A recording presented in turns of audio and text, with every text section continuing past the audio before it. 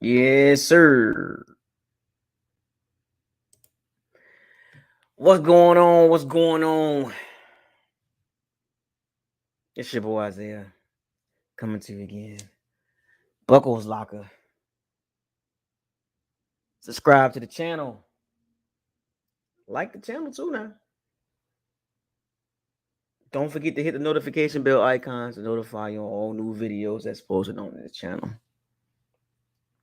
Shouts out to all the Positive Z-Bands. Y'all know what it is, man. We here. Wednesday. Hump day. You know. I got school in about an hour. Let me see, 2 hours. So I got a little time to burn. Mr. Toxic Black. I ain't never seen you before. Seth Flores, you know what I'm saying? What's good with you, man? But yeah. Uh you know what it is. Um so we he said we suck. I wouldn't say I wouldn't say that. Look, man, I know everybody trying to lick their wounds and get their head together because a lot of fans are still upset at a multitude of things this past Sunday. We're not gonna go back into it. I try to keep pushing forward if that's kind of like what I've been doing this season. Um Win, lose, or draw. You know what I'm saying? You always want to take something positive out the game that we can use as a fan base to talk about. You know, try to get rid of the negativity. Um, Even though we still got to keep it 100, keep it real. Um, but you gotta take the good with the bad, right? If there's any good. Cody, what's up, man? Haitian boy 407, Buck Fanatic, Fnatic in the building. I see you. Um, we had a long conversation about the Lions game. I don't think we need to go back into that again. Um, just gotta keep pushing forward. Take our licks and heal. Hopefully, y'all healed already. I've already healed. Um, for those of you that did not heal yet, I need to know why. People are mad at the fans not showing up. People are mad at the Bucks not playing well. They're mad at the creamsicle. They're mad at a lot of stuff. Every time the Bucks lose, it's like chaotic in the community. Why is it so chaotic in the community? When you should know this team already. Know what you got with this team. And the only people that are mad, the people that don't understand team structure. They don't understand what they're looking at. When they look at the Tampa Bay Bucks, they look at a team that's Super Bowl bound and NFC Championship bound. That's the people that are mad right now. People are upset right now is the ones that's talking about 13-4, and 12-5, and 14-2. Those are the folks that are mad. And they'll weed themselves out as the season go along. There will be more losses on this schedule for the Bucks. It's just what it is. Just like the Eagles lost, the 49ers lost, the Chiefs lost early. There's going to be some more losses. You can't win them all. You can't have it all. See, some Bucks fans think they can have it all. No, you can't. You can't have it all. So look, root for your team all day long, but you can't have it all.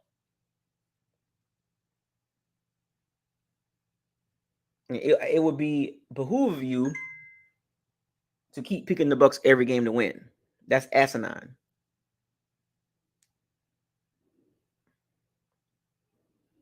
Be realistic sometimes. Well, actually, all the time. Live in reality. When you look at the Bucks team, they have some holes. And if you think this is a 14, 13, 12 win team, then more power to you. I mean, you're completely ignoring the holes of the team. You're completely ignoring the flaws of the team. They have a multitude of flaws. And you're just going to ignore it and say, we're still going to push through that and be 13-4, 14-2. 14-3, 13-4, even 12-5. You're gonna just ignore all that. You're gonna ignore bottom 5 run game. Offensive production is not great. Very good on third downs. Don't get me wrong. It's not all bad. Yards per carry is terrible. No true running back. No number one running back. One of the worst running back groups in the NFL. You're gonna ignore that. A quarterback that's at best. A coach that's at best. A leaky secondary that give up yards, not good on third downs, don't rush the passer very well. Interior O line is not great. Your number one receiver is dropping balls. I mean, but hey, we're going 13-4. We're going 12-5. We're going 14-3, hands down. Despite all that, we still gonna win double-digit games. Now, don't get me wrong. We can win double-digit games. Don't get me wrong. But I'm gonna be the advisor. I would advise you to really look at the team. Stay with your pick. Stay with your picks and stay with your record prediction and all that. I'm gonna stay with mine, 7-10, right? The ceiling is 8-9, maybe 9-8, but I'm gonna stick with 7-10 because I'm more in the moment. I'm more in the realistic moment. We saw 2 games against teams that to get to the Super Bowl you got to beat, and both times we played 2 teams that are Thanos, that are Infinity Stones, the Infinity Gauntlet, the Infinity Stone teams, the cream of the crop teams. Both teams were hurt when we played them, the Eagles and the Lions, and we still lost to them. What did I tell you? But hey, you can ignore it all you want to, but both teams that we played at the top of the food chain were hurt. Missing starters, not 100%, and they still beat us. And they beat us by double digits. So once again, I'm going to say this before I get into this preview game. If the Bucs are fully healthy when they play these good teams, the Niners, the Bills, the Lions, the Eagles, if both teams are fully healthy, we're going to get smoked. Do y'all understand that? And it's not just because of the field play, it's because of coaching. And if you want to include the quarterback, each one of those teams have a better quarterback. So if you just look at it from a coach quarterback situation, we're not going anywhere major. The sooner you accept that, the better your season will be. The better you will grow with this team. I told y'all before the season starts, you need to grow with the team. Take the good with the bad with the good with the ugly with the bad. Take it. Grow with the team. If you are out in front of this team, you are taking a major risk. And what I mean by that is out in front of the team, your expectations is super high. You in front of the team. You're too far ahead. You need to come back to reality. Come back to the real world. I bet you when you was watching that Lions game, I bet you was sitting there like, dang it, why can't we beat this team? We're just not good enough. There will be games on the schedule that the Bucs will win. And there'll be a couple of head scratchers. Now, as I transition over to this game, the Atlanta Falcons, I got it right. The Atlanta Falcons, the team that, this and that, we got all this, and we got Drake London, we got Bijan Robinson, we got Kyle Pitts, and all this and all that. But then you look up and they got Desmond Ridder and Arthur Smith. They're not going anywhere. They're just like us. They're not going anywhere. Why? Coach quarterback situation. You're running around the middle of the pack or towards the bottom of the middle of the pack. You're not going anywhere. So when you look at this game, both teams, I would say this. when you look at both coaches, I don't see both coaches being with this team long term. I don't see both coaches being with neither team long term. And that's in my opinion. Todd Bowles can change the narrative. Arthur Smith can change the narrative. But I'm just looking at both teams from a football perspective. I don't see neither coach with this team long term. And if I was a betting man, if this season don't go well for both coaches are out of there. Let's be real. Arthur Smith and his underwhelming offense, run heavy, which is fine, okay, cool. That's what you want to do. With a mediocre at best quarterback. And on the other side, Todd Bowles, a coach with a strong defense, a collective defense, but from an offensive standpoint, he don't get it.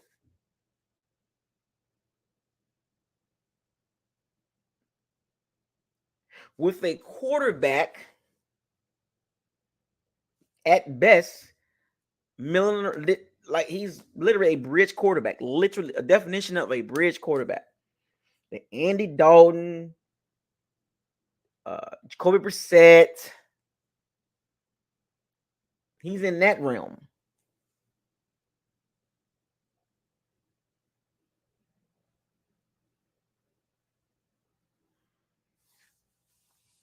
I'm just keeping it. I'm just giving you my opinion. You take it how you want to take it. I'm just throwing it out there.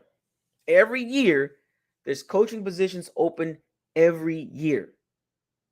And the Bucs and the Falcons position could be two coveted positions. If there's a better coach out there or a better potential better coach out there, Shane Waldron, and Johnson, those coaches like that,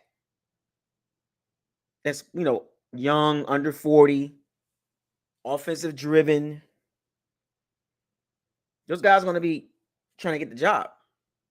Eric Bieniemy, he might stay with the Commanders, but you get what I'm saying. If there's an opportunity to upgrade that coach, you do that.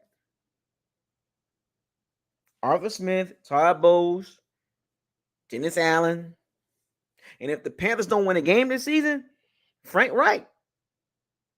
If the Panthers go 0-17, woo! How could you bring that staff back? After if the Panthers, the Carolina Kitty Cats, go 0-17, how do you bring that staff back? That's bad.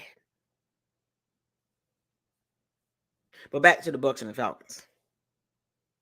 Going into this game, I love saying that little line before I say what I say. Going into the game, both teams have strengths and weaknesses. And we're going to get to it. We're going to get to it. When you look at the Bucs, let's start with the Bucs. My team. The team I root for every Sunday. The team that I buy apparel for. I go to the games and stuff like that. I represent. Let's talk about my team first. And then we'll talk about the Atlanta Falcons and the Desmond Ridder and Arthur Smith situation. The Bucs going into this game offensively are not good. Despite what you want to say, Baker Mayfield and 7 touchdowns and 2-3 interceptions. Oh, he's not. He's really good on third downs against teams that have mediocre coaches or terrible coaching. But it's funny when he played two teams that has competent coaching and a competent defense, didn't look good on third downs. This will be a trend for Baker Mayfield. It's a cycle with Baker Mayfield. It's a cycle. He'll get your hopes up to only bring them down. Well, my hopes wasn't up in the first place with Baker Mayfield. But I support my team and their decisions. We all ain't got to like the decisions, but when you look at the Bucs offense, however you want to cut this pie, it's not good. Spin it how you want to spend it, whatever makes you feel good. The Bucs offense as a whole is not good. Tape don't lie and numbers don't lie. Hashtag, what does your eyes tell you? As a matter of fact, I'll throw a stat out there for you as I will throughout this video, this live stream.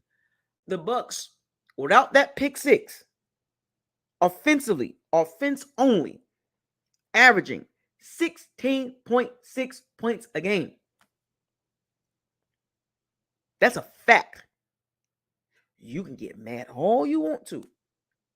16.6 points a game when you subtract the defensive touchdown.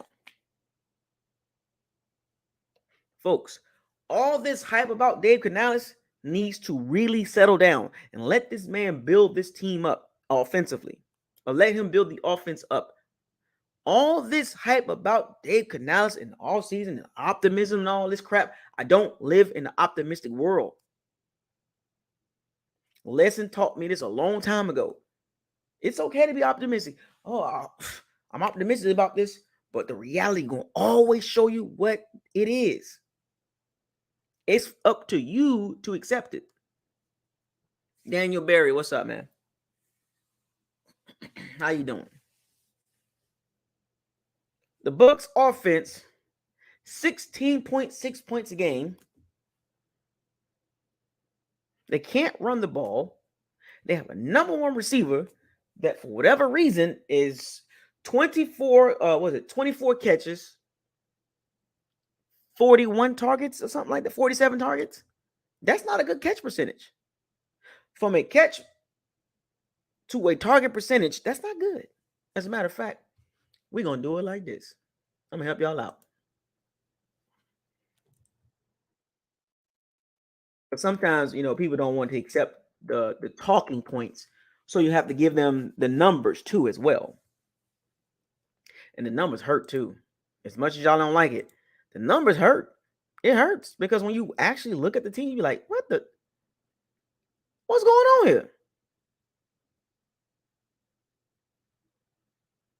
Don't get mad at me. Because I can tell you, but it's easier to give you the facts behind it. And if you don't want to believe the numbers, then we can watch tape. However you want to do this. However you want to do it. We can do it either way. But the Bucs need to get better. Do you understand? 24 catches, 41 targets. Let's do some math here. 58% succession rate when targeting Mike Evans. Funny, huh? Think about that for a second.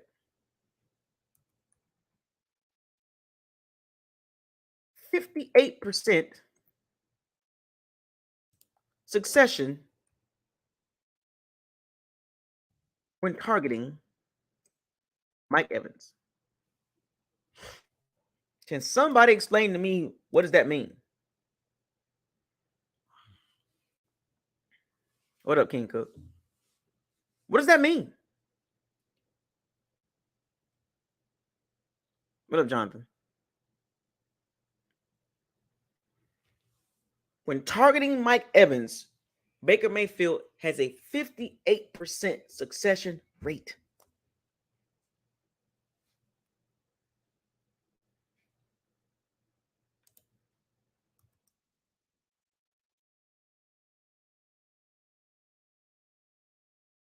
That's not good, folks. Your number one receiver.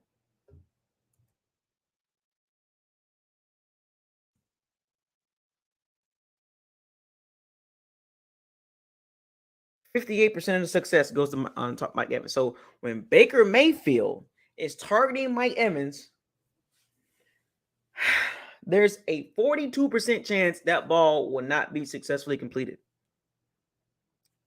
Drop ball, an overthrow, a tip ball. We've seen this before with Mike Evans. For whatever reason, he gets targeted a lot, but it's 50-50 balls or some weird stuff happen. This happened even with Tom Brady was here. This happened when Winston was here. This has been going on with Mike Evans for a long time, and I'm not knocking his greatness. It's just something weird when he's targeted a lot happens with him. And here we are, 5 games into the season, 41 targets, 24 catches, 58%. Once again, facts over feelings. However you want to spin that. Or the Baker Mayfield, it's his fault. The ball getting tipped. Or he overthrowing it. And this and that. Whatever the case may be, it don't matter. It don't matter. It is not a good percentage when your number one target, the quarterback and his number one target have a percentage that low.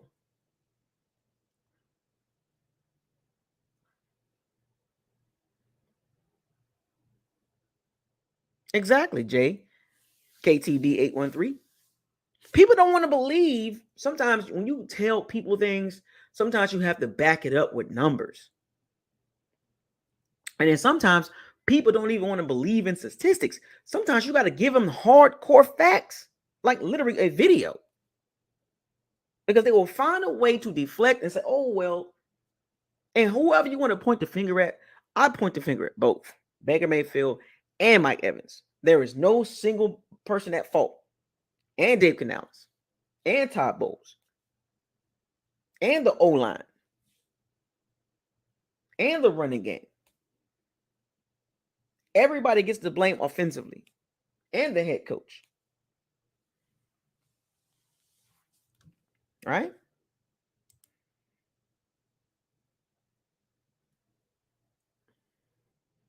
So going into this game, the Falcons defense is not bad at all. So the Bucs will have a tough task going against a Falcons defense that's actually strong. And it's so interesting that the Bucs offense, the Falcons defense is top 7, I believe. I'll look at the numbers in a second. I was very shocked that the Falcons defense is top 7. They are hard to move the ball against. And they've played some pretty decent offenses too. Offenses that are much better than the Bucs offense. So this is going to be an interesting dynamic.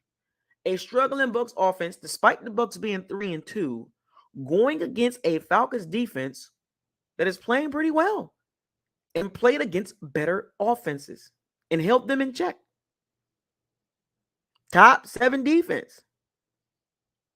What did I tell y'all about the Bucs when they play teams, especially offensively? When they play teams with a good defense, and the Bucs offense versus the team with good defense, they struggle. Now we beat the Saints.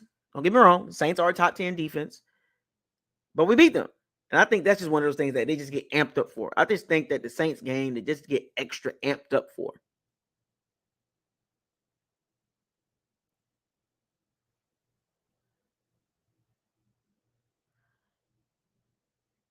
What up, Veritas 93? So let me give you Chris Godwin. Chris Godwin, 37 targets, 27 catches. And I'm going to give you the percentage on that.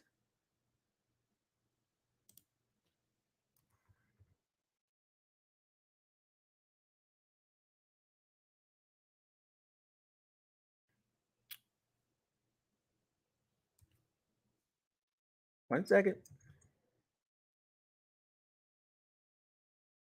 So here's the funny thing. When targeting Chris Godwin, a 72% chance of success. A 14% difference when targeting Chris Godwin. Why is Chris Godwin not number 1?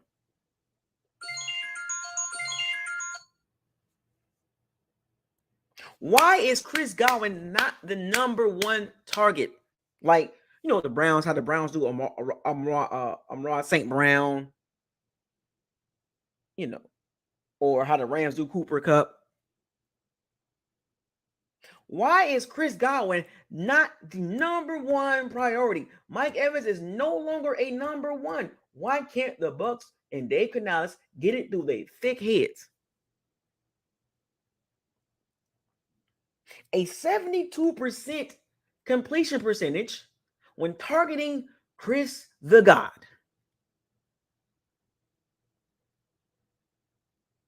You can do the numbers yourself. You can do the multiplication and the division and the percent yourself. 72%. We can round it off. You can round by tens, by the hundreds, by the thousands, however you want to round it off. 72% completion percentage when targeting Chris Godwin. What does your eyes tell you, and what does the numbers tell you? Don't get mad at me. Get mad at Dave Canales. Hopefully, this game right here, and it's going to be tough, that Chris Godwin should be getting the bulk of the targets. Actually, Baker Mayfield has an easier time throwing to Chris Godwin from what I've seen and what I've looked at in these games. When he targets Chris Godwin, it just comes off more easier. Nocturnal, what's up? JR got. It's an easier throw for Baker Mayfield. It's more comfortable. It's much easier. It's in rhythm, in sync. It's no weird stuff going on. No drop balls, tip balls, none of that nonsense. But when throwing to Mike Evans, it's overthrows, a tip ball, a drop ball. It's something's going on. And when you check the boxes, tape, numbers, and advanced statistics and analytics tells the Bucks that Mike Evans should not be getting that many targets.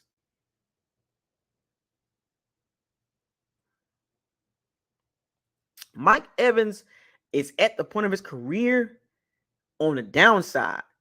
I'm not saying Julio Jones. I'm not saying he DeAndre Hopkins. I'm not saying he's a Randy Moss in that situation, but he's going downhill.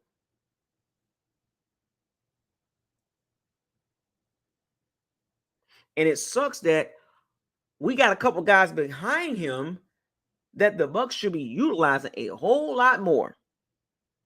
Godwin, Trey Palmer, Raheem Jarrett, Devin Tompkins. Mike Evans should be, truth be told, he should be the damn near the third option.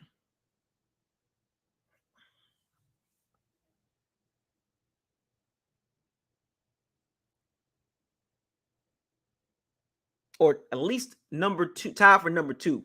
I think Trey Palmer should get more targets, not just down the field targets.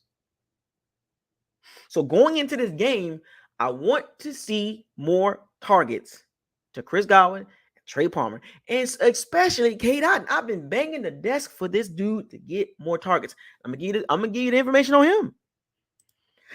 Folks, this is crazy when you actually start breaking things down. Going into this game, what you should see.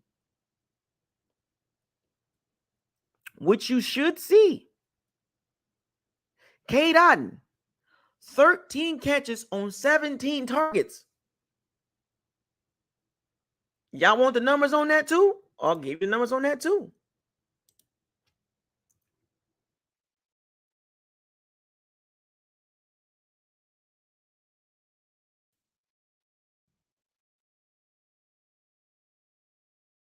When targeting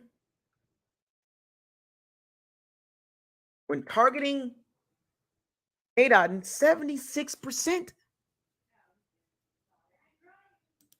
76% when targeting Cade Otton.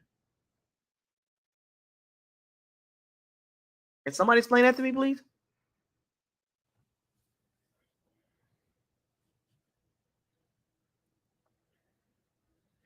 So let me get this straight. Mike Evans is at 58% going into this game. Chris Godwin is at 72%. Cade Otton is at 76% when targeted. That is going to be success. Why are these guys not getting more targets? What is Dave Canales doing? Is he not seeing this? Why am I seeing this? And I'm sharing this with y'all. Yes. Y apostrophe ALL. Y'all. I'm from the South. So you know how it is. You know what it is, man. I'm crispy, man. Man, hold up. I'm crispy, man.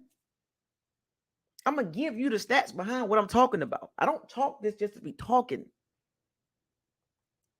I've been beating that drum before the season started. Cade Otton, I want to see it. They give him like one target, maybe two a game. That's what it feels like. It seems like they throw him like one pass, like against the Lions, one pass for 15 yards. It's like, what? He can't get no 4-yard catches, no 5-yard, no 7-yard catches, no control the middle of the field. Oh no, let me guess. We got to use Chris Godwin for that. So let me guess. The Bucs offense is fighting within itself.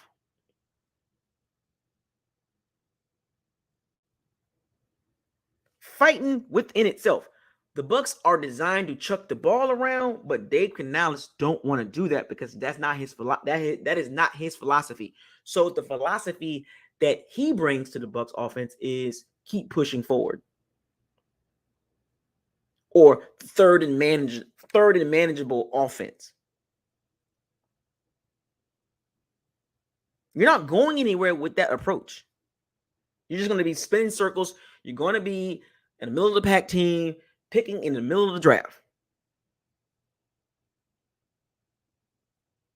Third and manageable offense, a keep pushing forward offense. Not a dynamic offense, not an explosive, not, clever. Go look at the Bucs. I had to go back and look at this. So when you look at the Falcons defense against the Bucs offense, there's going to be some issues. There's going to be some issues with the Bucs trying to move the ball because the Falcons secondary is actually pretty good. Actually better than the Bucs all secondary. AJ Terrell, Richie Grant, Jesse Bates. I mean, we would love to have those three guys in our secondary.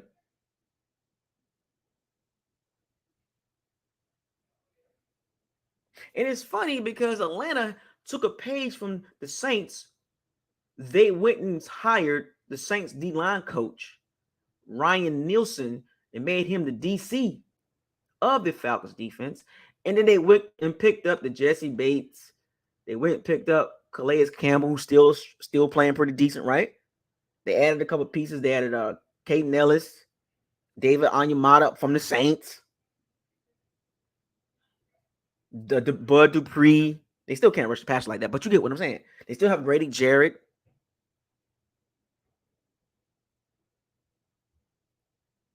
The Bucs offense is going to have issues moving that ball against the Falcons secondary through the air. So what Baker Mayfield needs to do, he needs to not be predictable and be able to throw the ball going to his left or looking to his left. Everything can't be, I can make throws going to my right easily or throwing to the right. You can chart it yourself.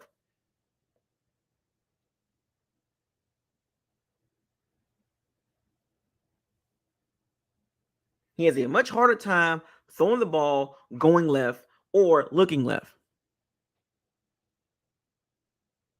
And then his height don't help. Now we're going to start seeing more batted balls by Baker Mayfield. Teams are already hip to it, and it's 5 weeks into the season. They already know what type of Bucs offense they're looking at. They know the Bucs can't run the ball, and they know the ball come out quick. So when the ball come out quick, hands up.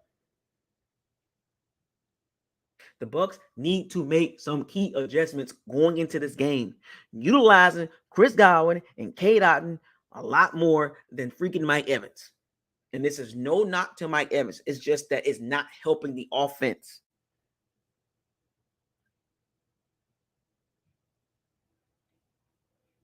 Because remember, we're the same Bucs fans that complained about Byron Leftwich.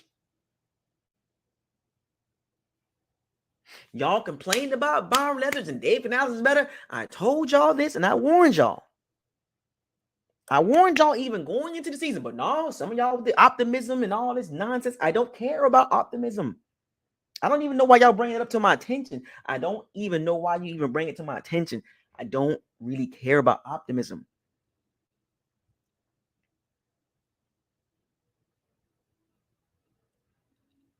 Give me the reality. I told y'all before the season started about the Byron Leftwich situation and how I felt about it, how he was scapegoated because Tom Brady in his not so good play, he got scapegoated and got blackballed by basically out the league because of Tom Brady.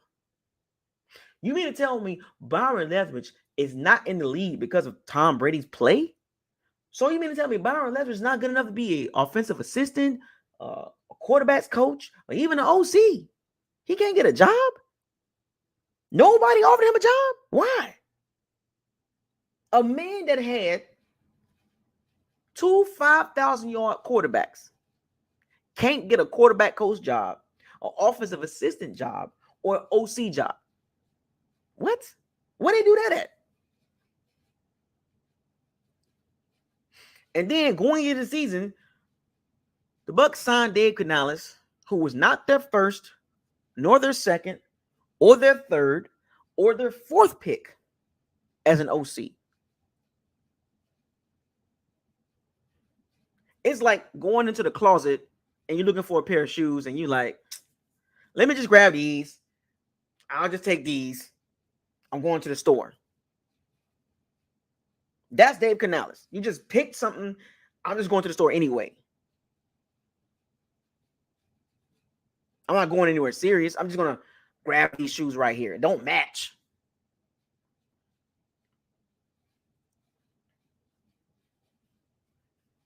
I'm just saying.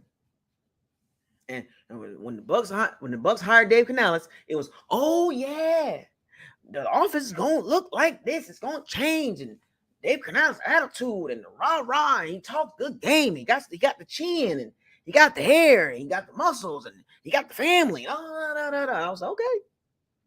And I told y'all, I said, I'm not ranking Dave Canales nowhere near the top, the middle, or the third of the league as coordinators. I told y'all going into the league, he's at the bottom, near the bottom.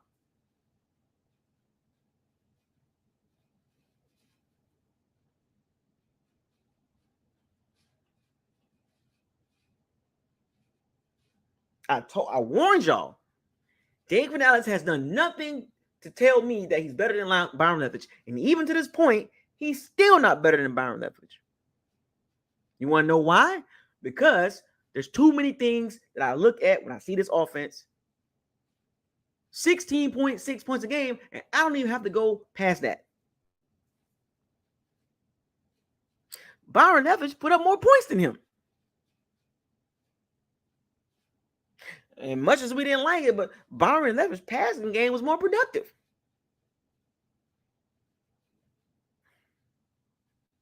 Even with a washed up Brady that didn't want to take a hit. Did y'all really thought that this was going to be a major upgrade? Oh, okay. The Bucs running game upgraded. No, it didn't. It's literally the same. Now, with all that being said, going into this game, the Bucs can be successful. He just needs to call a better game and be more aggressive. All this dinking and donking and sideline and east and west stuff, that is cute. The jet sweeps, Byron Leftwich started doing that and you didn't like it. Byron Leftwich was spamming screen passes all day and quick. Y'all didn't like that. Dave Canales' offense do the same thing, just a different philosophy out of different formations. Byron Leftwich's formations was pretty much the same, you know.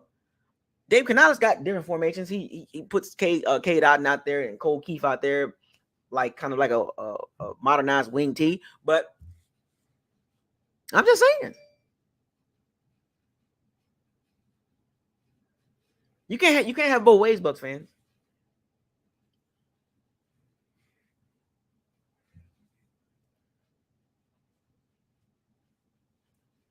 Y'all really thought that this was going to be a huge difference. And then on top of that, Dave Canales is kind of handcuffed because he doesn't have his personnel. The personnel that will fit his scheme better. He don't have the interior O-line for it. He don't have the running backs for it. And I don't even think he has the complete receivers that he really wants.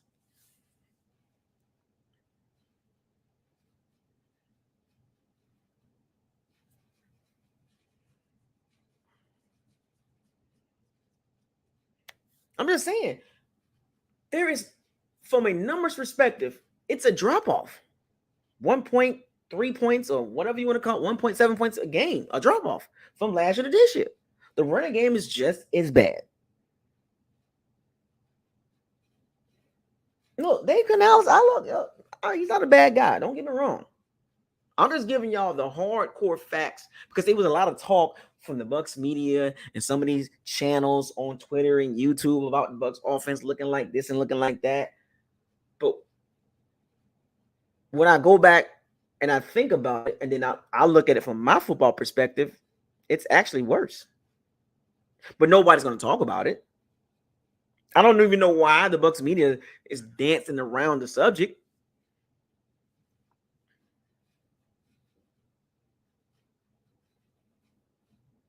Oh, they tap dancing around it, but I can't do that on this channel. I cannot tap dance around the Bucs offense going into this game. Key phrase: going into this game, the Bucs offense has not performed like it was hyped up to be. I guess y'all got sold a bill of goods when they played the Bears or when they played the Vikings. Oh, when they played the Saints. What is the definition of doing the same thing over and over again, getting the same results? What is the definition of doing the same thing over and over again, looking and getting the same results? Looking for different results, but getting the same. And this is my transition to the Bucs' other part of the offense going into this game. The run game.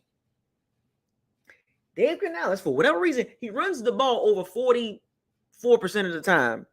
But it's the same. Most of those runs are the same. No traps, no whams, no outside zone schemes. I don't even see a power scheme, really. He just turns around and hands the ball off and goes up the middle. What are you expecting? That's like college football. In the shotgun, RPO, you hand the ball off to the running back and he goes up the middle. Clemson do it. Oregon does it. It's annoying. USC does it. It's annoying. Dive. Gus Malzahn at UFC, he does it. UCF. Josh Heupel at Tennessee, when he was at Central Florida, he does it. The dive plays up the freaking middle. It's annoying. UCLA with Chip Kelly, he does it. Colorado's Sean Lewis, the OC, he does it. It's annoying. Sonny Dykes at TCU, he does it. It's annoying. It's college football dive play. You hoping to break one. The Dabo Swinney with Travis Etienne.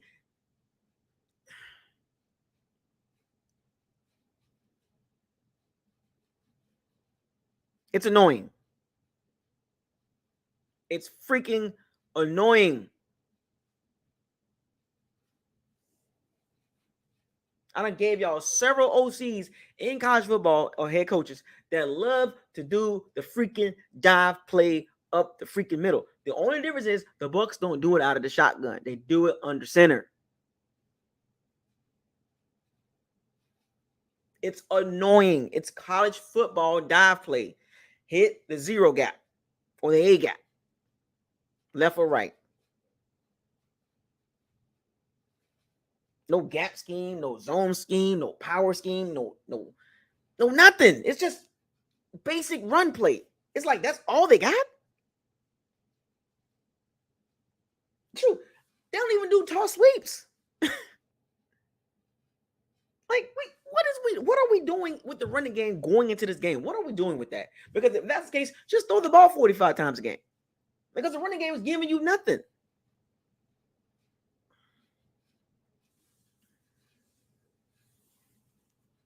The Bucs are better off going back to the chuck the ball around and see what we can get out of that. But if you do that, that's a death wish right there for the Bucs, because now you got Baker Mayfield exposed, chucking the ball around with no running game. So when he play actions, it doesn't do anything. The Lions figured that out. Remember the third and manageable offense? It did nothing against the Lions. The Bucs had I think six or seven or maybe 8 third downs that were third and manageable and didn't do anything. I told y'all, as the season go along, teams are going to figure out this basic offense. There's nothing crazy about it, folks. But somehow, some way, we are 3-2 because of the defense. How long can the defense hold up? And we saw it against the Lions. I hate to reference that game, but we saw it against the Lions, and it was like, man, we trying out here.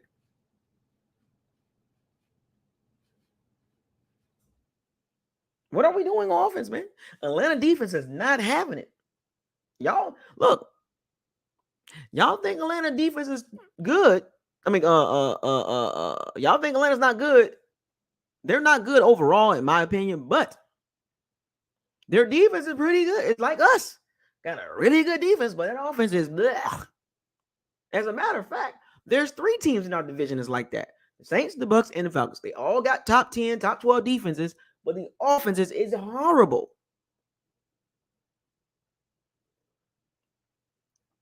Two of the teams are ran by defensive coaches, and the other team is ran by an old school run the ball coach with a Marcus Mariota 2.0 clone. Who we'll get to that. We'll get to him in a second. I want to see more dynamic plays. The utilization of Chris Godwin and K. Dot and more.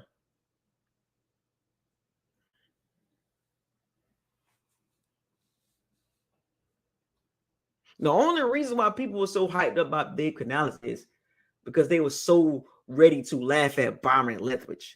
But it's so funny, after 5 games, it's like, what is this? And those same people are nowhere to be found.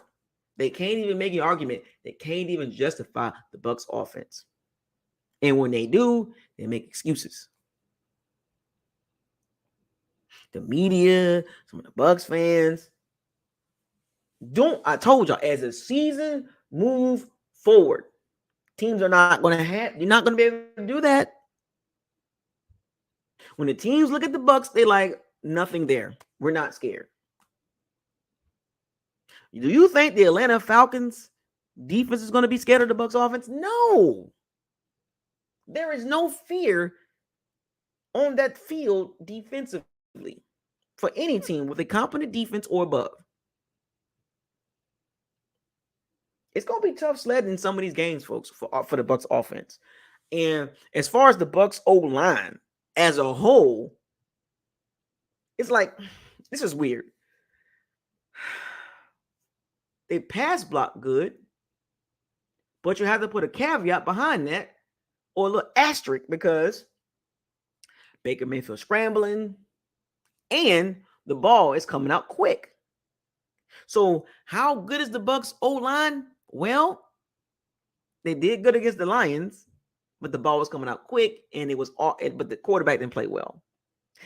And then when you saw him against the Eagles, the O-line didn't perform well. So it's like, what kind of O-line do we have? Well, here's my take on it. We have a pass blocking O-line with a weak interior O-line. A all-pro at left tackle and a up-and-coming second-year player at right tackle.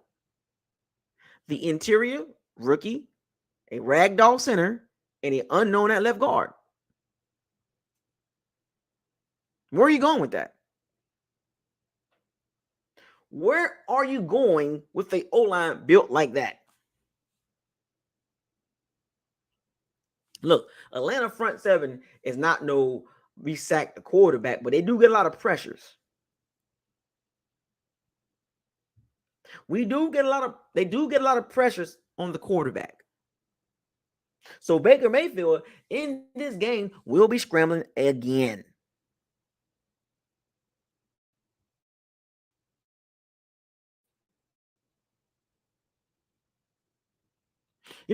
So crazy.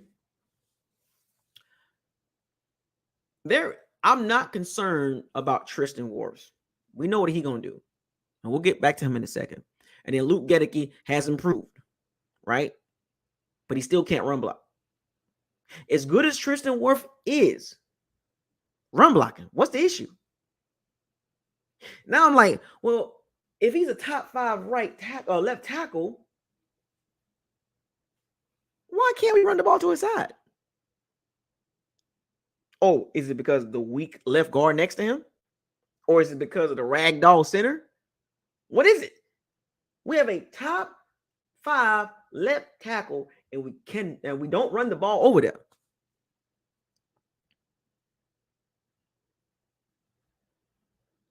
It seems like to me the Bucs just like running the ball right between Robert Hainsley and Luke Gedeke, or Robert Hainsley and Matt Fryer. Why do they keep running the ball in the 1, 2, or 3 gap?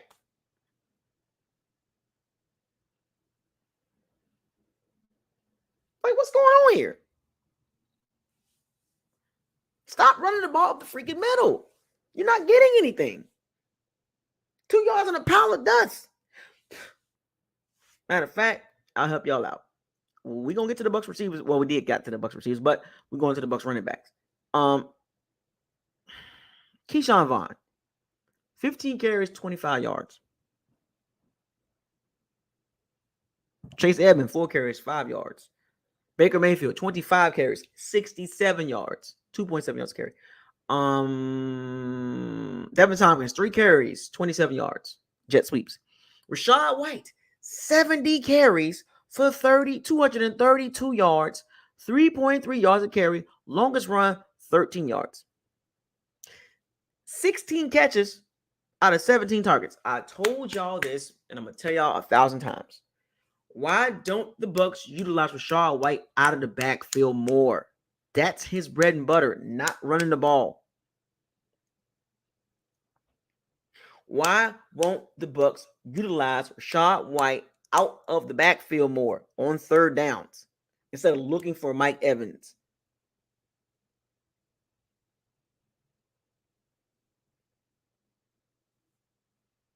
I mean, it's okay for Rachaad White to be chipping sometimes, but sometimes get him out there flanked out on a linebacker or outside linebacker. I'm not even an offensive coordinator. I'm not an offensive assistant. I'm not a quarterback's coach, running backs coach, or receiver coach, or whatever. But I can see some things that the Bucs can do a whole lot better, and they won't do it. 70 carries for 232 yards, 3.3 yards a carry. His longest run was 13 yards. But in the meantime, 16 catches out of 17 targets. Are you serious? And the Bucs can't see that?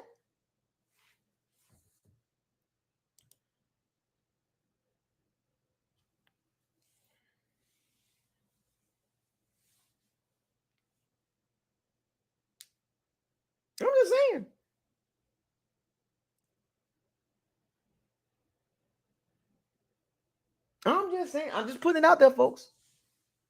It's insanity. You keep trying to give the guy a ball, give the guy running plays that clearly he's not seeing the holes well, no matter where he runs at.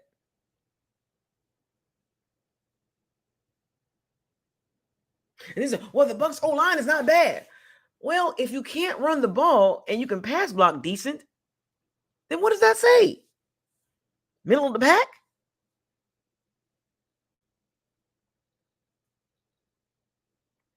Going into this season, into this game, I told y'all, if the Bucs can't run the ball, it's going to get much tougher offensively for Canales and Dave and Baker Mayfield and the receivers, because when he does the play action, it's not fooling anybody.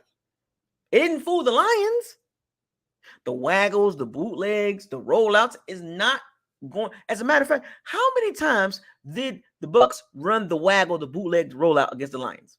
Go back and look at the game. The Lions wasn't having it. The Lions was not having that. They knew where Baker Mayfield likes to throw the ball. That is scouting. It is easy to scout the Bucs offense. You don't need to run blitz because they can't run block.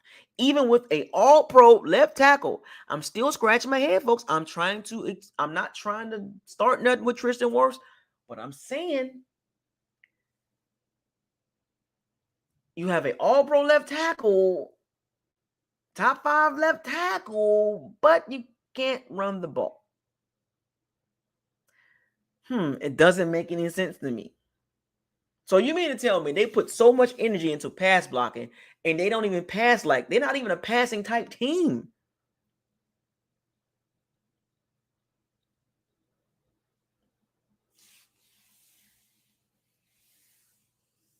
You know what's interesting about it is when I look at the Bucs offense. If the Bucs offense was chucking the ball around, I wouldn't be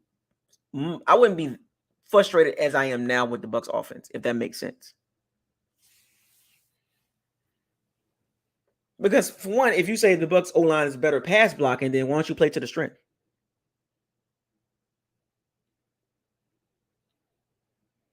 I'm just saying.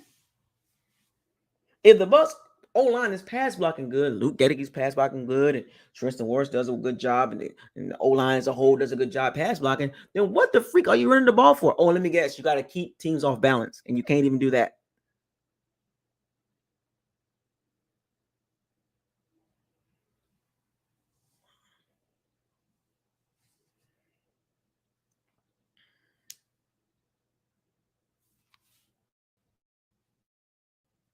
You got to wake up, folks. You got to see the team for what it is. They don't use the tight ends. They don't use the running back in his strength catching the ball out of the backfield. They don't use tight ends. They don't use the running back catching the ball. They heavily target a guy on the downside of his career a lot. But meanwhile, you got Chris Godwin and Trey Palmer and Raheem Jarrett sitting right there, and Devin Tompkins sitting right there. Like, can we get some of these targets? Like I said, I'm not a part of the staff, but I can watch film and I can easily identify some issues that they're not addressing or not trying to change and make a better outcome for the offense. So it's like Dave Canales he's kind of cuffed, and I'm giving him some leeway because it's only 5 games into the season, but I don't see what's the hype for. Because as of right now, and I know we got 12 more games to go, but as of right now, he is not better than Byron Leftwich. Not even close.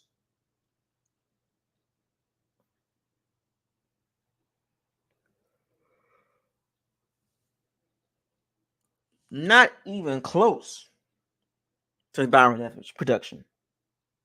And Byron Leftwich was a heavy passing team. And he was more productive than this. And he put up more points. I'm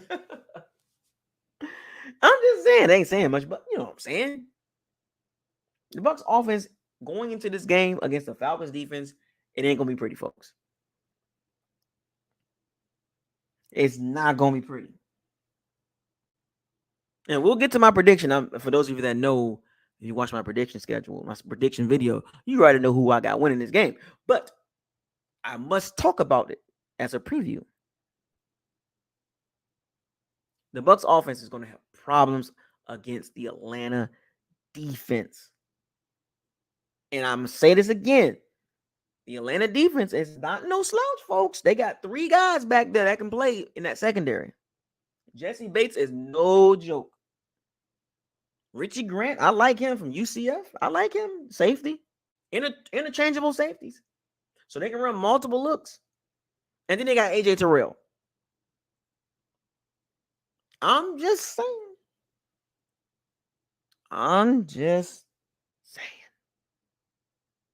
Say it. Say it. I give up. Bloodsport. You know, when John Claude Van Damme, Frank, when he had Bolo not tongue pop, but when he had the guy on the ground I call him Bolo. And he was like, say it. Say it. Hey, keep up. Hey, keep up.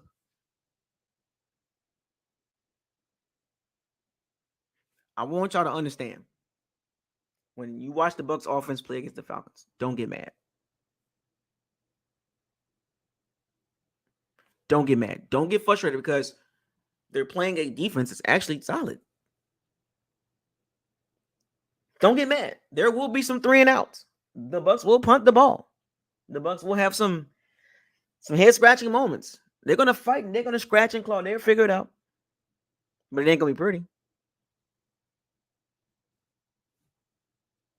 I'm not saying this is a must-win game. I'm not gonna say that.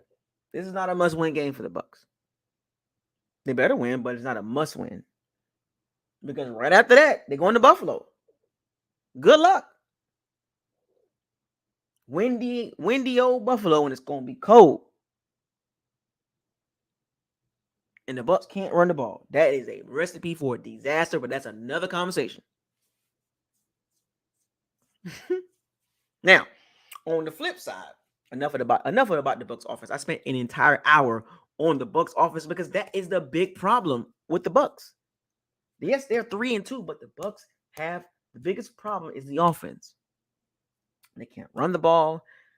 The passing concepts are very mediocre at best. The run game is terrible.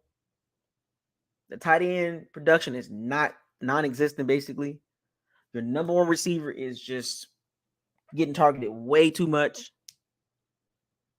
So it's a lot of question marks still. And we're in week 5. And I told y'all, what did I say? 7, 8, 9, 10-ish. I'll have a better complete assessment. But up until this point, I have a assessment. But my complete assessment will come in a few weeks. After when things get tough. When teams kind of got everything down pat, got the rhythm down, they got timing and what they want to do and the adjustments, and you get what I'm saying?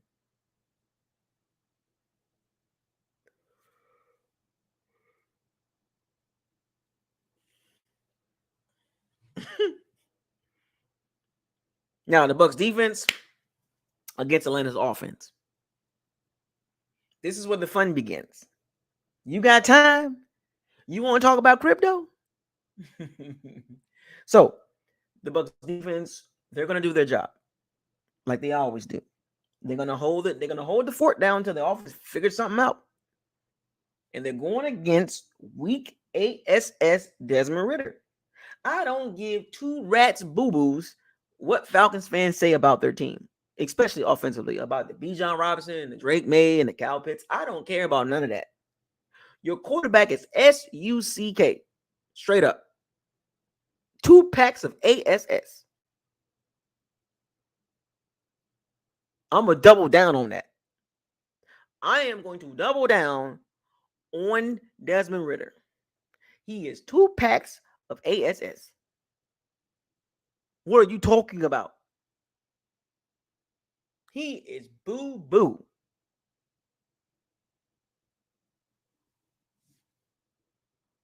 And the Falcons fans really sold themselves. And it was so crazy. The Falcons got an easy schedule. They got an easy schedule, just like the Aints. But the problem is, with both of those squads, they got quarterbacks that are 2 packs of boo-boo. 2 packs of ASS.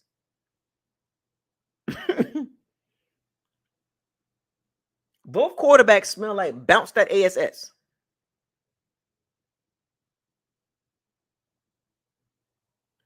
Desmond Ritter is terrible. Did you see him last week? Last Sunday? He is horrible.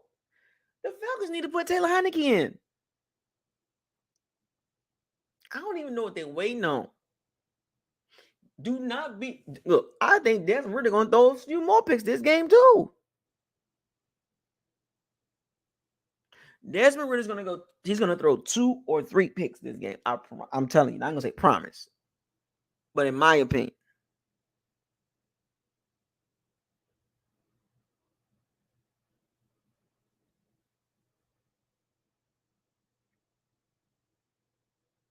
I'm just saying.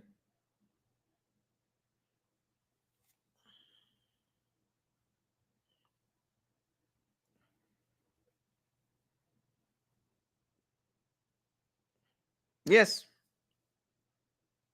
What is Desmond Ritter gonna do against the Bucs defense? They're gonna smother him.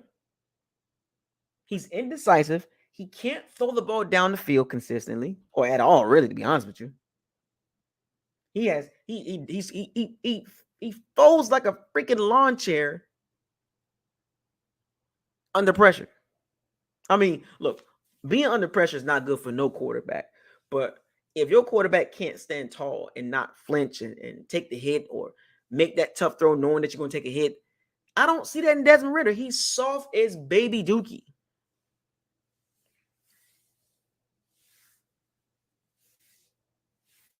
Desmond Ritter's terrible. Remember I said Derek Carr's terrible? Desmond Ritter's terrible.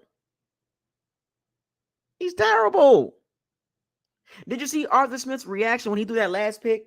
The Falcons should have won that game. Shoulda, coulda, woulda. But the opportunity to win that game was right there. What did Desmond Ritter do?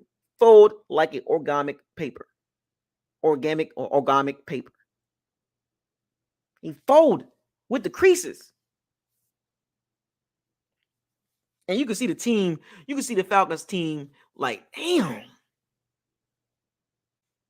Mac Hollins don't want nothing to do with Desmond Ritter. Mac Hollins don't want nothing to do with him. Drake May can't even get off. Kyle Pitts, they talk about trading him, amongst the Falcons community. The best thing that the Falcons got going for them is their run game. I will give them that. I will give them credit on that run game. Tyler Algier and B. John Robinson. And it's so crazy. The Falcons O-line got 3 guys that's actually pretty decent. McGarry, Lindstrom, and Matthews. So the Falcons O-line is not terrible. It's not at all. Now, we back talking football now. They're not terrible. They got 3 guys. They got a center, a guard. Wait a minute. Do they got 4? Let me see. Matthews, McGarry, Lindstrom. Oh, wait a minute. Interesting. Wait a minute. I know they got 3. Lindstrom, the guard, McGarry, and Matthews.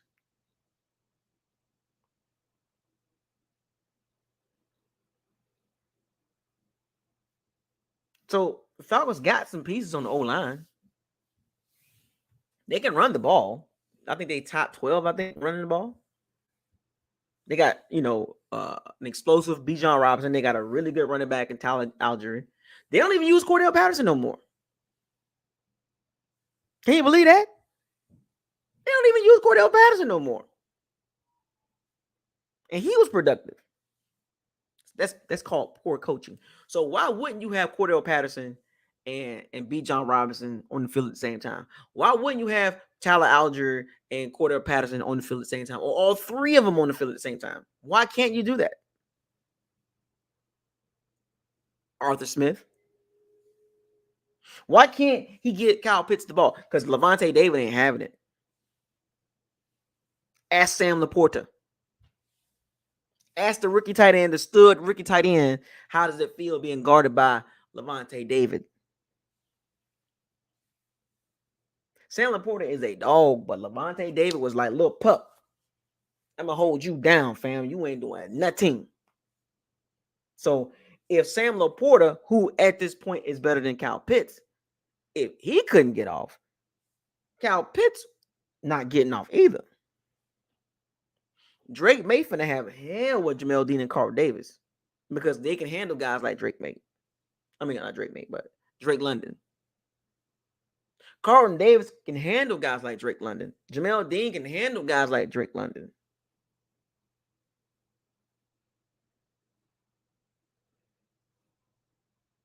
I'm just saying. Let's keep it 100. The only chance the Falcons got to get, they got to run for 200 yards. And they got to control the clock. That is the only shot I'm giving them to make this game decent.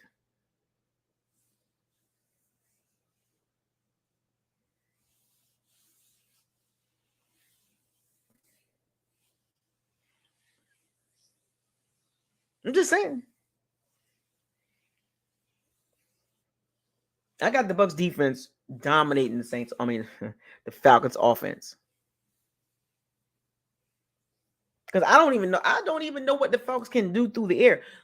Look, the Bucs run defense has played very well outside of the Eagles game.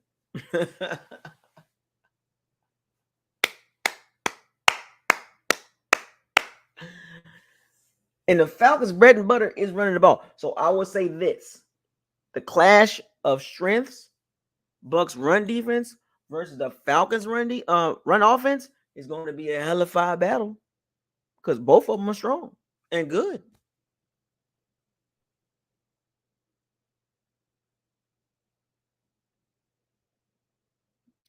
You tell me, Bucs fans, something got to give.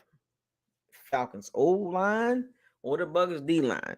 Can the Bucs D line get to Desmond Boo Boo Ritter?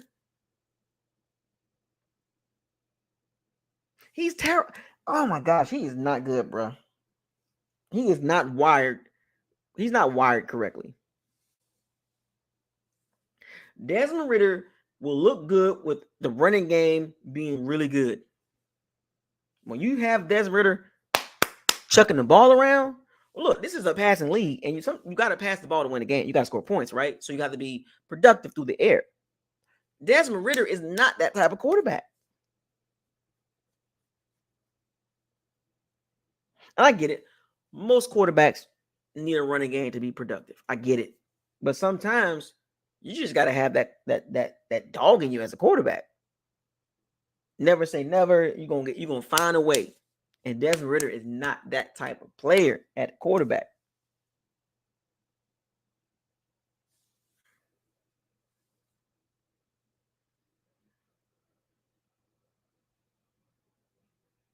You tell me. Because I will say this: if the Bucs defense don't get to Desmond Boo Boo Ritter or Dookie Ritter, the Bucs can be in trouble. And we saw it in the Lions game on third downs. Get off the field.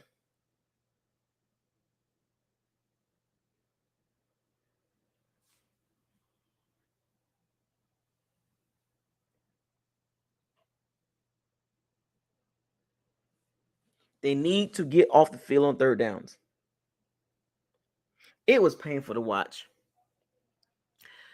that game multiple times. It was painful. My eyes got tired. I'm like, oh my gosh. Look me in my eye and say you tired. Tell me you tired. They were terrible on third downs.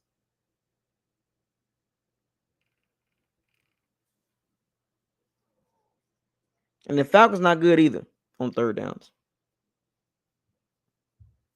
I'm gonna double check that.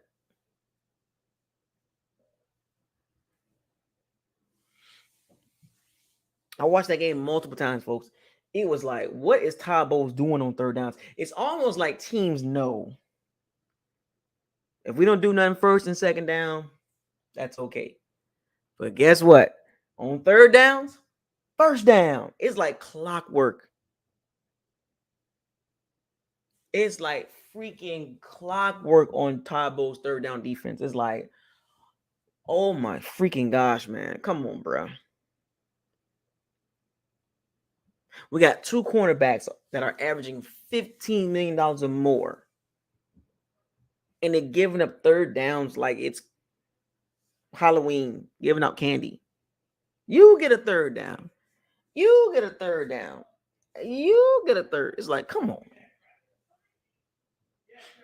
And then when you watch them play the Lions, it was like, where's the pass rush?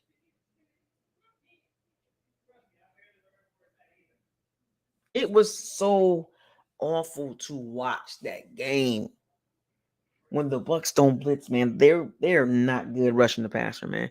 And it's crazy. The Bucs defense is good as a collective unit, but individual unit, oh man, why can't they rush the passer with just four guys? Has anybody seen Shaq Barrett? I'm gonna put this overlay on the Bucs defense as a collective unit. They're top 12.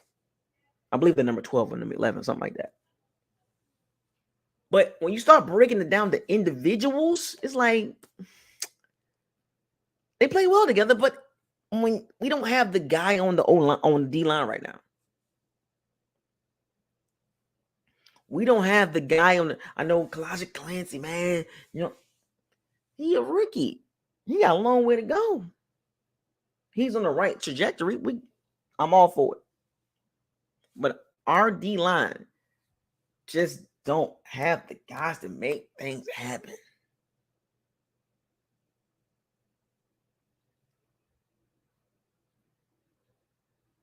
I don't know, man.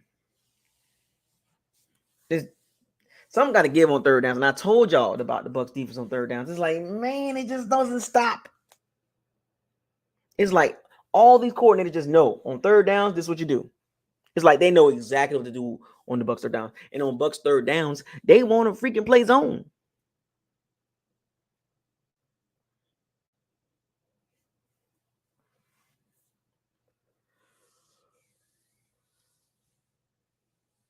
I get it. You can't play man the whole game because you're tired your cornerbacks out. But freak, sometimes play man on third downs. Every time they drop back in the zone, it is one of the weakest zones in the nation. The nation.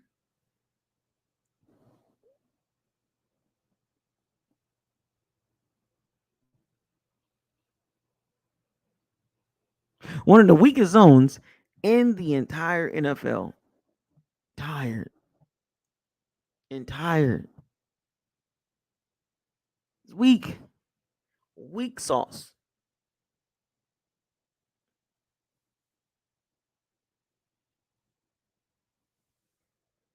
It's annoying. You hear me? It's annoying to watch the Bucs defense on third downs. They'll be good on first down. They'll be good on second down sometimes. But man, oh man, on third downs, it was like, come on, fam. And then when you go back and watch the tape on third downs, they drop into a freaking cloud shell zone. It's like, oh man, you leaving holes all open through that defense. And then you put your safeties in bad situations. And for whatever reason, did anybody pick up on this? Let me see if anybody picked up on this. 2 players on defense. I'm gonna give y'all a chance to answer this question. When watching the Bucs defense against the Lions, and also going into this game, what 2 players were missing that you was like, what's going on? Give me the 2 players that you was like, did he play?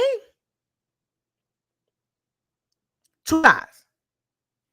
When I watched the Bucs defense last Sunday, I don't want to see it this game, but 2 guys last game, and the Lions neutralized those guys offensively. And that's what I'm trying to tell y'all. Todd Bowles' defense is as good as it is, as good as it can be, and good as it is right now. They can be neutralized.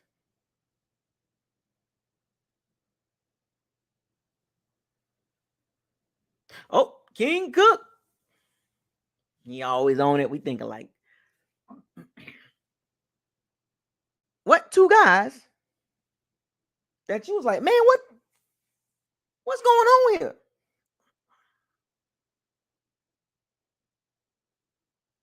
But then when you go back and look at the tape, it's like, oh, they got neutralized. And for those of you that don't know who I'm talking about Antoine Winfield Jr. and Devin freaking White. We know Winfield Jr. top 5 safety, but he did nothing against the Lions.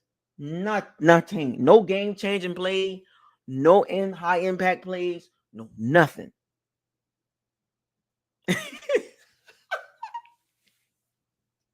He said Desmond. He said Ritter's a high school quarterback. Yeah, that's what he plays like. That's what he played like, dude. That's a good one, Pat. He plays like a high school quarterback. Flinchy. No cojones. But yeah, Winfield Jr. had no impactful plays against the Lions. Can you believe that? No game-changing plays, no momentum-shifting plays that he's known to do. But that goes to show you, even the great Winfield Jr. can be neutralized. The Lions didn't even pay him no mind.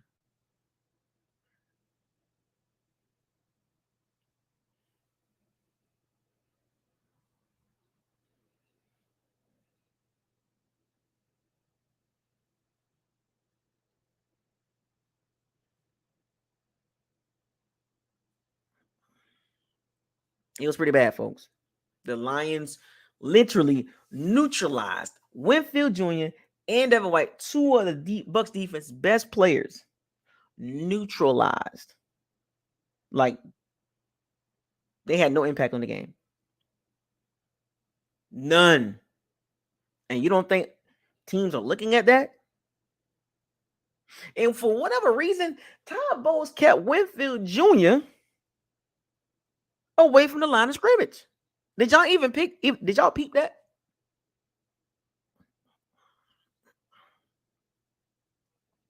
Did anybody catch that? I can't be the only one that caught this. Winfield Jr. wasn't even near the line of scrimmage. A lot of his play, 100% of his plays was pretty much straight up all day safety, which is fine. But you didn't put him in the position to make plays. Did he blitz Winfield Jr.? Go back and look at the tape. Even Devin White was kind of like, I don't know if the Bucs defense was scared of the Lions offense, like for real. I think it just like they were scared. Like they were so nervous about getting blowed out and, allowing a lot of explosive plays. And it's like Todd Bowles showed the Lions offense a ton of respect. And Goff still put up 353 yards with Antoine Winfield Jr. sitting back there, and Levante and Devin White and Carlton Davis and Jamel Dean and Ryan Neal still put up 353 yards. Was it almost 70% completion percentage? Come on, man. Jared Goff was wheeling and dealing. Why? Because of the lack of pass rush. Sometimes you got to take your playmakers and put them in a position to make a play, whether it's a blindside blitz or something. And for the last couple of weeks, Devin White ain't done nothing.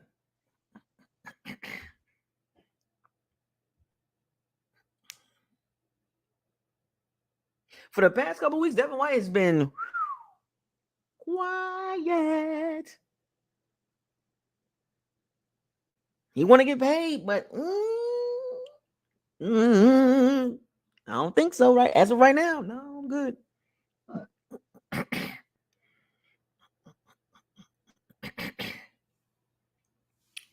The Bucs pass rush got to get better, man. I'm gonna keep banging on the door on that one because it's like, well, at least we got Clancy back. He'll help. And then Vita, he's not an every game type pass rusher. Like every game, he's not like dominant pass rusher. There'll be some games he'll get a sack, but it's not like a dominant pass rusher. He's not a dominant D-line when it comes to pressure the passer. Hopefully Kalaji Clancy takes that mantle and becomes that dominant pass rusher. But I think it's the outside is the issue. I think outside pass rush is what the Bucs really struggle at.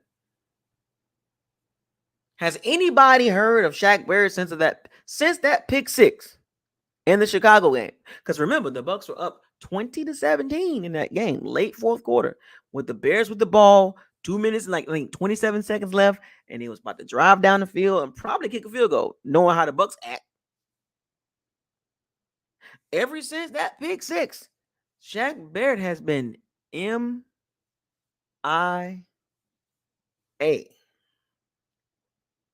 Stop me if I'm lying. I think that's the last time we heard his freaking name.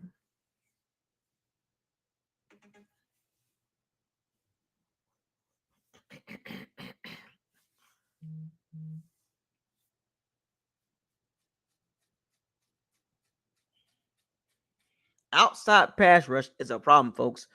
Tryon, Shaq Barrett, it ain't it, man. Anthony Nelson. Where's Marquise Watts at? Why can't we play him? Where's Cam Gill at?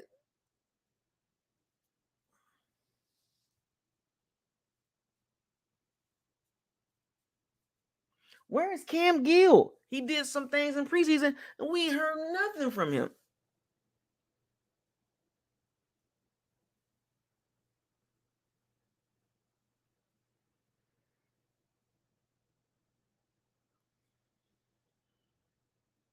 The Bucs lack pass rush depth. We need another. I think we need about 2 more drafts to get the depth that we need. Actually, I'm gonna say we need 1 more draft or draft. Well, I would say 1 or 2 more drafts. Sprinkle in a couple of free agents. We got to get better at pass rush. The Bucs need to be better at pass rush because when Todd Bowles blitz, they get burnt.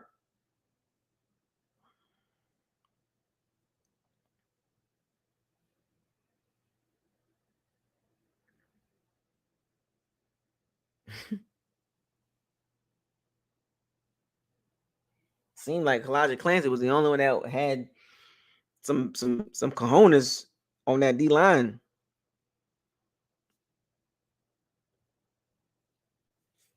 But we got to get some more guys on that D line, man. Specifically on the outside, man. We just don't have. We ain't got no dogs on the outside. You look around the league, man. You be like, these guys getting to the quarterback. You just look around the league. I can name several teams that got a wave of pass rushers. You be like, well, why can't we have that?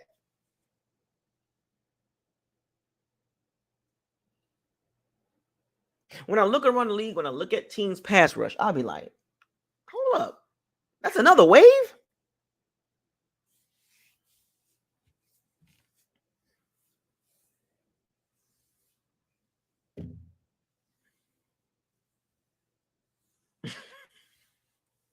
I can name several teams. You'd be like, they got 7 guys.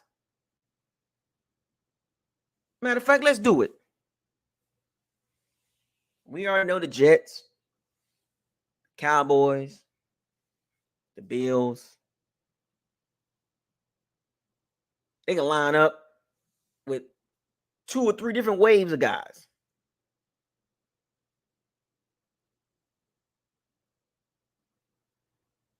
Right? The Niners. Even the Rams defense. They can rush the passer. Brian Young, the young rookie. The Commanders, they got depth. The Lions got depth. The Eagles, the Titans, the Browns, the Ravens. Every time I see these teams, 2 go out, 2 more go in, they get to the quarterback. I'm like, well, why can't we have that? Why can't we have a rotation like that? Why?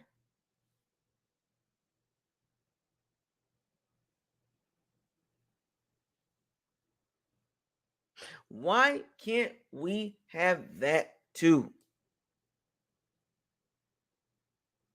Bengals.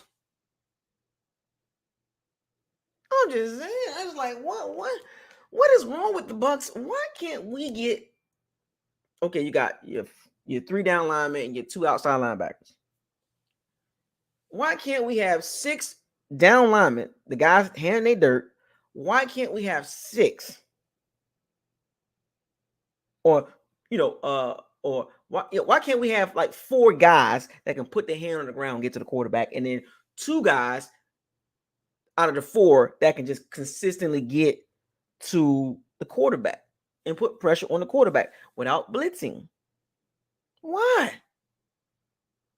I look around the league. I just named what we named, 12, 13 teams. When you watch the lineup, you be like, well, damn, who was that? To get to the quarterback. Like, yeah, dang.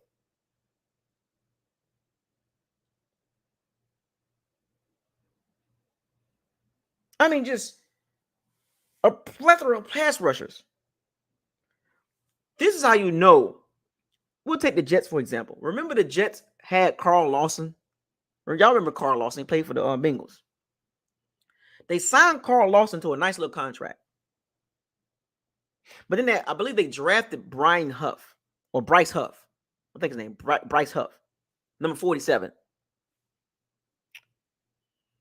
He's playing so good that Carl Lawson, a pretty decent pass rusher, Carl Lawson was a healthy scratch. Carl Lawson was a healthy scratch because Bryce Huff, the young pass rusher, is getting to the quarterback and is one of the top pass rushers pressure rates right now. Seahawks got a decent pass rush. Bryce Huff has basically made Carl Lawson trade bait.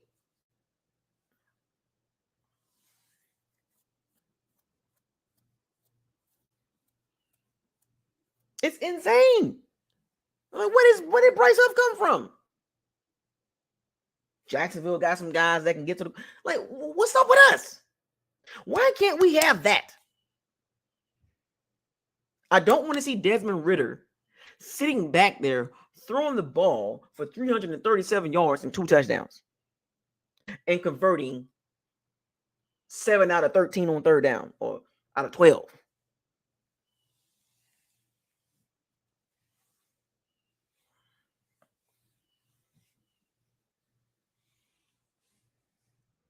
There's several guys that the Bucs, I get it, shoulda, coulda, woulda drafted, right? Shoulda, that I called out that they probably should have looked at. And probably Carl Brooks, Green Bay Packers. Devontae Wyatt and Carl Brooks from Bowling Green. How the hell did we miss on him in the late rounds? But I know we got Yaya. We got Tryon. We got Logan Hall. We got to work with these young guys. We got to root these guys on, man. But God dang it, man. Can you imagine if the Bucs didn't have to blitz to get pressure? Can you imagine that? They could just drop 7 and be like, we good. Trying to throw the ball now. Consistently drop 7 and be like, we don't have to blitz. We can blitz 30% of the time. 32% of the time. But most of the time, we're dropping back. And we're not giving you no room to throw the ball. Because if you can rush 4, you can do so many things. You bring a lot of versatility to the defense. But when your strength is blitzing, you gonna get beat.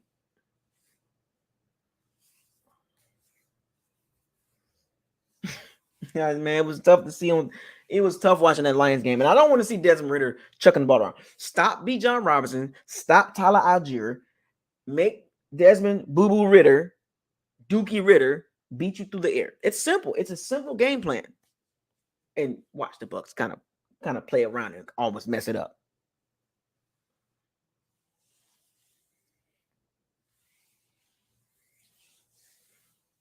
I'm just saying, it's frustrating because you get to see other teams with 4, 5, 6, 7 pass rushers. It's like, well, why we can't do that?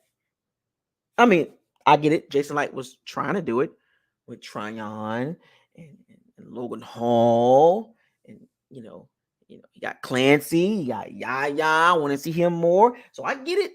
4 young guys in the last 3 years. 2021, 2022, and 2023. D-line. He went D-line in 3 straight years. In the first 3 rounds. I'm going to call it again. Tryon in the first round. Logan Hall, top of the second round in 2022. Well, Tryon in 2021. Last pick of the first round. Logan Hall, first pick, top of the second round in 2022. And then this year, he got Clancy, and he picked up Yaya in the third round. Clancy in the first round, Yaya in the third round. So you got 4 young D linemen. And it's like, well, what's the issue? I don't know, folks. And then the Bucs special teams. Can we get anything from the Bucs special teams? Return units, not like kicking wise, but because Jake Carmona gonna do his thing. Chase McLaughlin, he's gonna do his thing. But I'm talking about specifically the return units. The punt return and the kick return unit.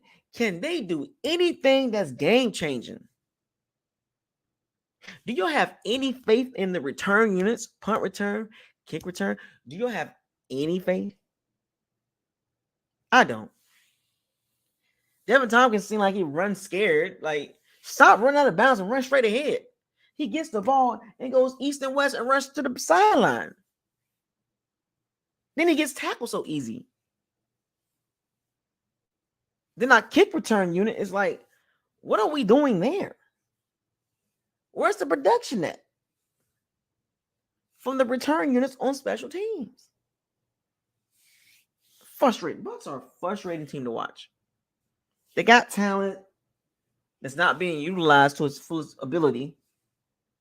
You know, I see what they're trying to do scheme-wise, offensively, but it's just not it. Anyway, then you look at the coaching. Last but not least, Todd Bowles versus Arthur Smith. Who you got? Let's get to it. Let's get to the predictions. What do you think? Give me your prediction of this game this Sunday. Bucks, Falcons coming in town. Another home game. Probably be a lot of Atlanta fans there. I don't even think that game gonna sell out. I think we're gonna see some empty seats this Sunday. We're gonna see some empty seats because that game is not it.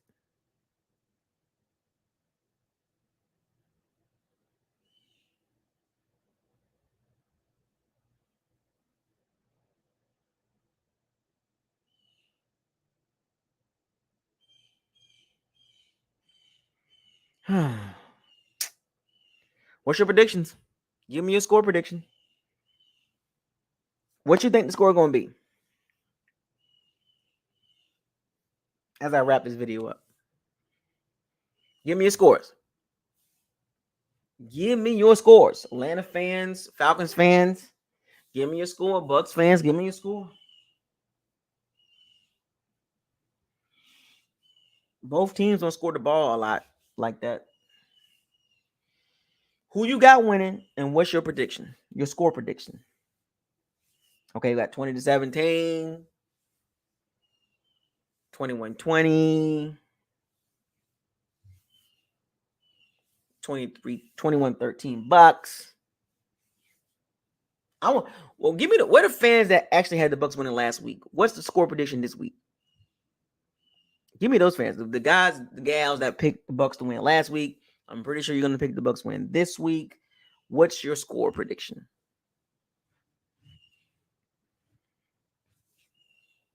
19-9 Falcons. Oh, Bucks. Okay, Bucks 19, Falcons 9. Okay. 26-16 Bucks. 17-14 Bucks. 17-14 Bucks. 20-17 Bucks. That's a good score. Sounds about right.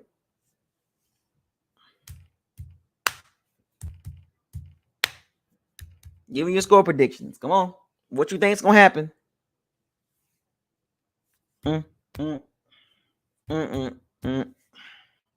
What you think is going to happen?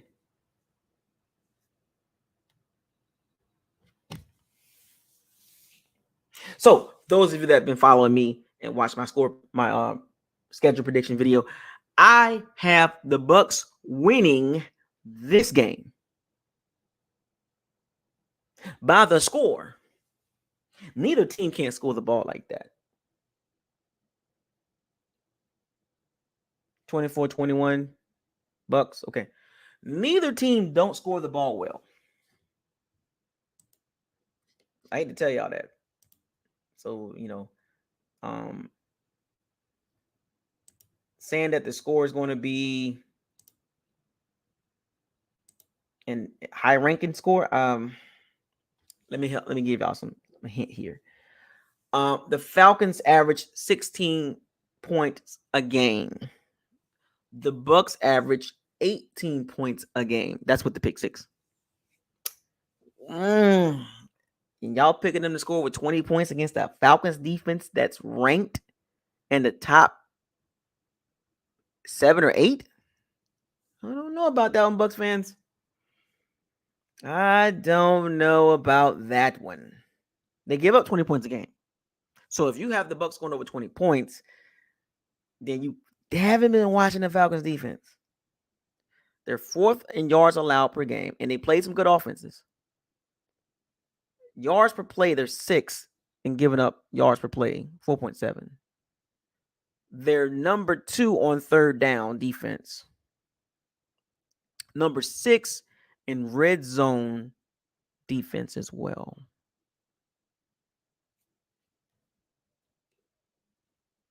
They are 14th, 11th against the run. They only give up 99 yards a game, and the Bucks average 78. Passing defense, they only allow 61% completion percentage, which is 11th in the NFL. They only allow 5.8 yards a game, which is 7th in the NFL.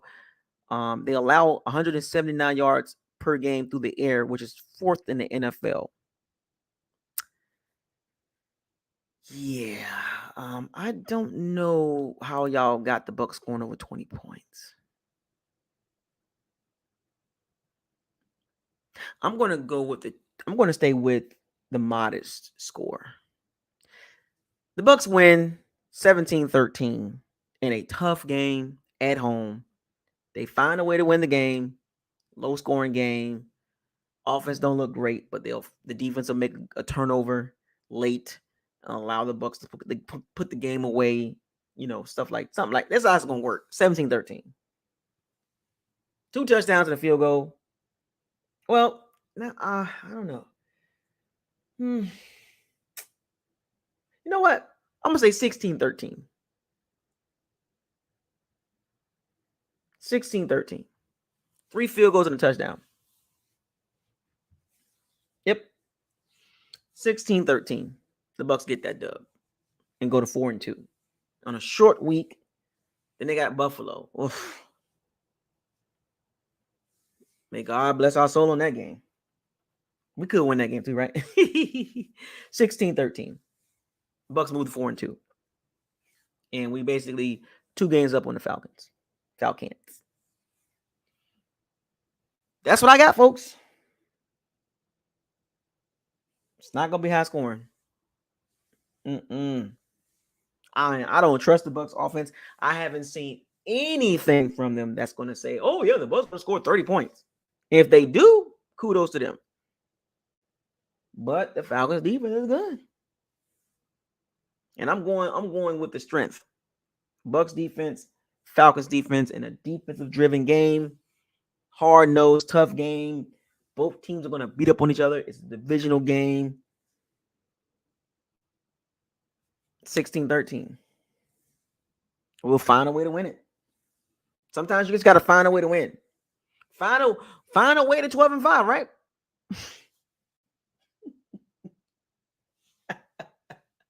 Find a way to 12-5, 13-4. Find a way to it.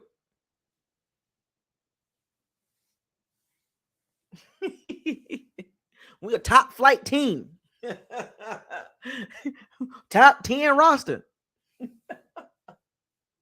Top 10 coach, top 10 quarterback, 13-4, 12-5. What? All right, man. With a bottom 3 running game. Come on, man. Actually, the Bucks run defense is rush offense is 29th in the NFL. Bottom 3, 29th in the NFL. 29th in the NFL. 32nd in the NFL in yards per carry. 3 yards a carry. 32nd in the NFL. 78 yards a game. 29th in the NFL.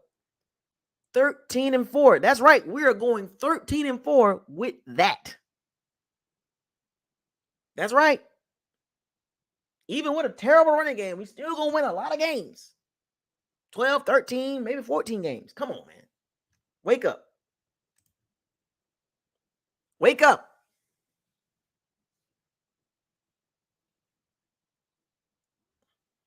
Wake up. Anyway, shouts out to all the Pirates and Sea Bandits. Shouts out to all the Pirates and Sea Bandits. Thank you for joining. I know Bucks fans. We got to have a little fun with it, right? Everybody can be optimistic, right, and have high expectations, but reality gonna always win. Always, always win. I don't care how you feel, but facts gonna always wake you the hell up. I feel that they gonna go, whatever. I feel like they're going to the Super Bowl, but there is nothing about the Super Bowl that the Bucks going on their team right now. Nothing screams Super Bowl. Nothing screams NFC Championship. Nothing screams that at all. Nothing. Nothing. I want y'all to wake up, Mr. West. Kanye, remember that? Remember, Swiss Beats. Swiss Beats, and he told Kanye West, "Wake up, Mr. West." The song with Rihanna and Kanye West, Swiss Beats. But yeah, live in reality, not fantasy.